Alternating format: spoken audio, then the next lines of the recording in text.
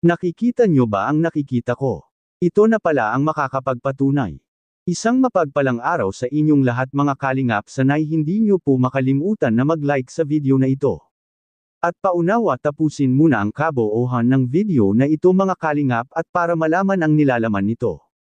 At maraming salamat po mga kalingap sa pagpatuloy na pagsuporta lalo na kay Kuya Val Santos Matubang at Kalingap Rab.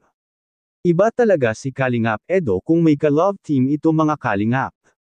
Bakit? Dahil sa maalala natin sa nakaraang love team ni Kalingap Edo na si Erica ay umaapo at nagsisiksikan ang mga biyayang natatanggap ni Erica dati noong si Kalingap Edo pa ang kanyang ka-love team. Ang masama lang mga kalingap ay bigla na lang niyang tinalikuran si Kalingap Edo at pati na ang team Kalingap dahil sa kanyang dahilan na hindi na siya makakapag-focus sa kanyang pag-aaral. At katulad na lang sa nangyayari ngayon kay Viancy mga kalingap dahil si Viancy na naman mga kalingap ang nabibigyan ngayon ng maraming biyaya na nanggagaling sa mga tagahanga ng team Kalingap at pati na rin kay Kalingap Edo. Sobrang saya ni Viancy sa pagbalik bisita nila Kalingap Edo doon sa bahay nila dahil napakadaming dala ni Kalingap Edo para kay Viancy mga kalingap.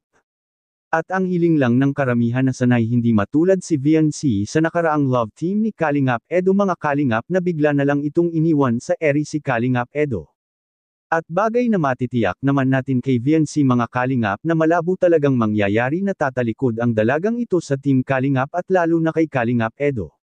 Bakit? Dahil alam na alam nila at nalalasap na nila ngayon ni Viancy mga kalingap ang kasaganahan sa buhay nila ngayon at napakalayo na ng kanilang estado sa buhay ngayon kaysa noong hindi pa sila nakikita at natulungan ni Kalingap Rab. Dahil si Viancy na mismo ang may sabi mga kalingap na hirap sila lalo na sa usaping pera.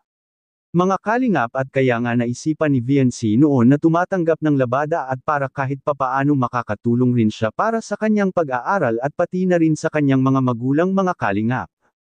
Kaya natitiyak na talaga ng mga viewers ngayon mga kalingap na baka itong si Viancy na ang magpapakumpleto sa buhay ni Kalingap Edo. Kung sa akin lang naman mga kalingap ay hindi naman masama kung magkatotohanan rin sila Viancy at Kalingap Edo mga kalingap dahil sa alam na alam naman nating lahat kung gaano katino at kabait na tao itong si Kalingap Edo. Kaya hindi talaga mabibigo si Viancy kung sakaling tutuhanin nila at sasagutin niya si Kalingap Edo. Dahil sa alam naman natin na magagabayan ng husto si Viancy nito at lalo na mapanatili pa rin ang kanyang pag-aaral. Dahil sa alam naman natin na ito rin ang gusto ni Kalingap Edo para kay Erica noon ngunit hindi lang talaga ito na unawaan ni Erica ng gusto mga kalingap. At ang singsing na sinusuot pala nila Kalingap Edo at Viancy ay yan na pala ang magpapatunay ng kanilang totoong status sa tambalan ng EDSI mga kalingap, posible na ang maging totohanan na rin ang dalawang ito nang dahil sa singsing na kanilang sinusuot nila ngayon. Ano sa palagay niyo po mga kalingap? Please comment and God bless you all.